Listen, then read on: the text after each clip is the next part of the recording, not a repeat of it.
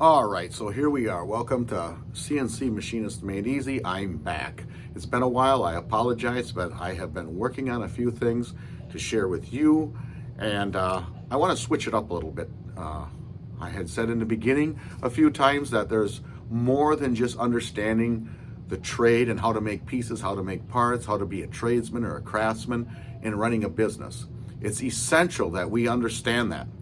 And that's what I want to go with you today. I want to switch it up a little bit, and I want to share with you today one of the second most important things necessary to have a decent running business. If you're thinking about having a small business, if you do have a small manufacturing business and you're struggling for reasons, I want to share with you something that may be the problem, not necessarily is. I've been doing this for 30 years, almost 20 of which I've been on my own. Thank God. I don't give myself any of the credit, but I want to share with you some of the things that I banged my head with for years and years and years. Now, again, we went through decimals, fractions, the concept of the basic machining, a few G codes, went on some field trips. We understand that. And that is critical to being able to run a decent small manufacturing business. Okay? But it's not the only thing. What we need to understand is there's a couple other points, one of which I want to make today, and that is communicating skills.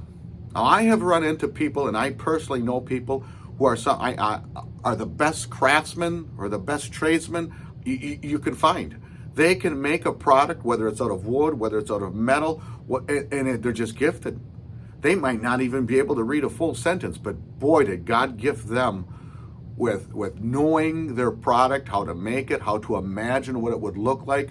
I personally know someone who just is great with wood and just an awesome craftsman, and they have their own business, but they struggle. I know that. I know these people, they struggle in areas, in what that area is, in my personal observation, is people skills. You know, if someone were to come up to me and say, hey, Matt, I've got this customer that sends me so much money a year, and they call me and say, hey, I'm not happy with this part, but I look at the print, I did nothing wrong, but you can tell they don't want the pressure on them.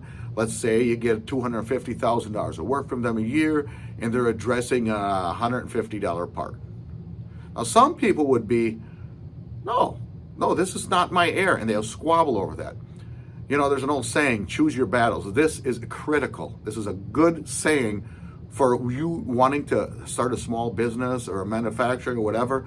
You better learn to choose your battles, because you step on the wrong feet, you're going to lose a lot more than a $150 mistake, or a lot more. You got to kind of think. Some of these things you'll learn in grade school, the concepts. If someone's giving you $250,000 a year and they're squabbling over $1,000, you might want to think about that before you, no, I'm right. Maybe you are right. You know, I had my credit card once had fraudulent things on it. I called my credit card company. It was quite a few $1,000s. And they had researched the situation. They said, no problem, we'll take this off of there. I'm thinking, who's paying for all this? I'm sure I'm not the only one. They said, oh, we put that in the system, 20% or something like that. We put that right in the system. We know right out the gate there's fraud. Well, I'm not dealing with the same thing, but you get the point. You better, if you're going to start this, you better set things aside for things like, you might be right. You could totally be justified in what you're saying, but you got to think about if you want to pick at that battle or not. Are you willing to lose that customer if that's what it takes? They're people like you and I. They're not divine or anything. They have their hang-ups. They have their things that irritate them, and that needs to be taken into consideration. So people skills are critical. You've got to be able to swallow a few things that maybe are hard to swallow. If you don't, it's going to be more strugglesome. Okay, so people skills are huge, communicating skills. Now, what I would like to share with you is a few other little points. Again, this isn't machining related or welding related, but it's something that needs to be brought to our attention. Another thing is bidding. I want to get into bidding. You know, I have customers, or should I say vendors? I have vendors that I have do certain things for me. Now, I don't have water jets or lasers in my shop. I don't want them. I specialize in my thing, and that's what I do. but I work with a few different people who do these things. Some of those people, they will get back to you immediately. Some of them will take days if they do get back to you.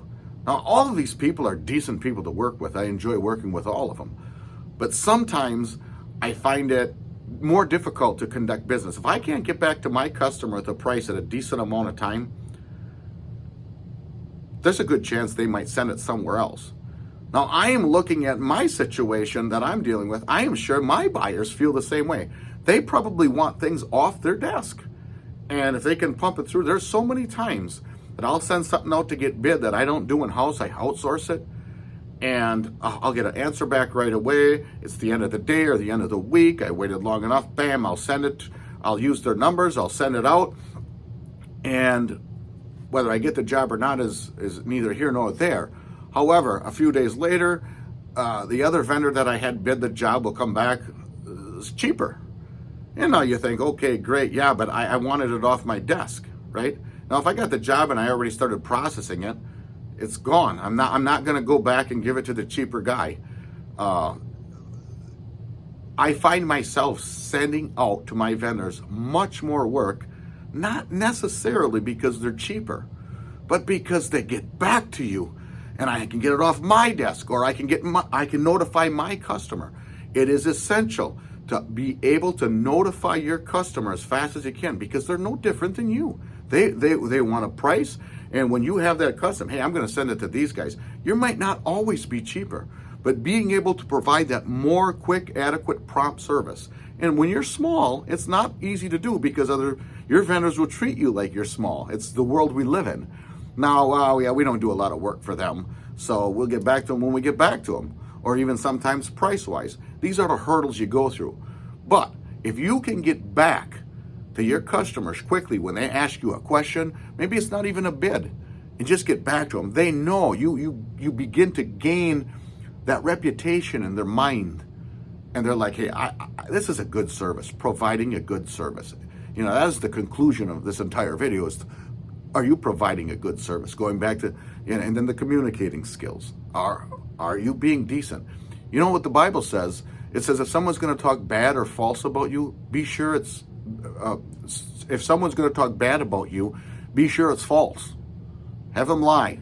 So when someone else sees you or someone else hears about you, they'll see that, hey, that was false. This guy really isn't like that. So if someone's going to talk bad about your company or the way you run and conduct business, your job is to make sure it's not true. You're not going to get away from people telling things about you, talking about you on the street and this and that. Just make sure it's not true is the only job you have. It'll pan out in the end. Okay?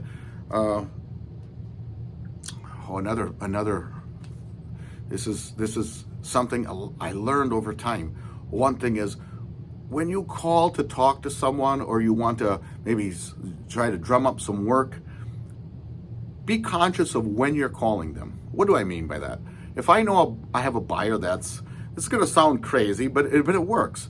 If you know you have a buyer let's say he's into football or sports, right?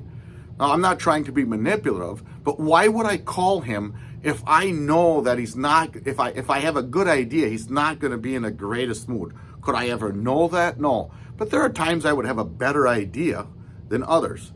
Let's just say he's a football guy. Let's say it's Monday morning. Who wants to call on a Monday morning? Unless, of course, there's a big Monday night football game on, and it's 9 o'clock in the morning, and his team is playing at prime time, 7 o'clock that night. Probably a good chance, and you have an idea he's a football guy, good chance he's probably going to be in a decent mood. Like when you're a kid, don't ask mom or dad something if they come home in a bad mood. It's just simple logic. There's a better chance he's going to be in a good mood. Or the time of the day. When it's 11:30 and he's thinking about where he wants to go for lunch, and you call up and say, hey, you want to look at a print, or do you want to this, or do you have anything? He's probably like you and I, people. He's probably thinking about more susceptible to what he's going to have for lunch here, and I want to go to lunch right now. Maybe 9 o'clock would be a better time, or 9:30, when he's just done with his coffee, he's feeling good. I'm not saying be manipulative. Some people would say, well, he's just being manipulative. I'm just saying, think about it, okay? Or Friday afternoon or Friday morning, I don't like to call my people in the afternoon when it's lunchtime or when you know it's time to get going home. When you sit at your desk, you get there in the day shift, and it's about 9:30 in the morning. You're okay. You're involved with your job. You're focused on your job. You're not thinking I don't have to go anywhere. So now somebody calls you, better chances you have more time. So again, in conclusion, this is the second part, very critical of running a business. Be a people's person. Be able to swallow something. Pick and choose your battles very wisely. I have seen more than one person not run a decent business, even if they do know how to run a machine well. If they can't talk to someone, if you can't talk to someone, hire someone to talk to someone. If you can't swallow a few things that are a little bit more in size that you want to be able to swallow, you better hire someone else to do it. Because in the long run, there's a very good chance that you're going to lose in the long run when you step on the wrong feet or you treat somebody, like I said, even if they are right. Oftentimes in the years I've conducted business, I have dealt with all shapes and sizes of people. And I'll tell you right now, you better be able to just hold back, because oftentimes they're in a bad mood too. Maybe they're fighting at their personal life, or maybe they're dealing with pressure in their job. And if they know they have a customer willing to work with you, I mean, it is going to take a lot. And when you're dealing with these buyers or these purchasing people, make them feel comfortable. You know, if you know they're under pressure by someone higher than them to get the parts that they gave you, you know, and you know you're on schedule with them, what does it hurt to call an email, put in a subject update and say, just so you know, I want you to know these parts are right on time, if not ahead of schedule, and they'll be delivered to your door prior to their due date. Wouldn't that make you feel good? Wouldn't that make you, if it's a Friday afternoon, to go home and have a wonderful weekend and think, God, it's nice?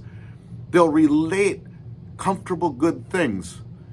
You know, some people say, this guy's crazy. I'm not crazy. They'll relate you with good things in their head. It's not always about price.